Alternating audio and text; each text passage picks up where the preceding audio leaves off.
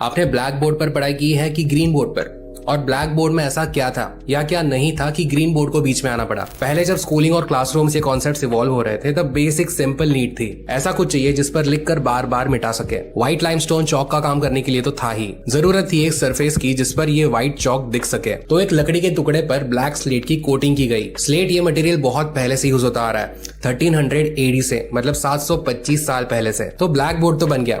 Black board के ऊपर white चौक काफी दूर से क्लियरली सबको दिख रहा है। पहले कोई ब्लैक बोर्ड के इतने कोई सीरियस इश्यूज नहीं लगे थे, लेकिन जैसे जैसे पढ़ाई का लोड बढ़ता गया, ब्लैक बोर्ड पर लिखा हुआ देखते देखते स्टूडेंट्स की आंखें थकने लगी। क्यों? क्योंकि ब्लैक बोर्ड का ब्लैक सरफेस उस पर पड़ी सारी लाइट को अब्सॉर्ब कर लेता था, और ऊपर से वो मैट फिनिश में है तो जरा भी लाइट रिफ्लेक्ट नहीं होती।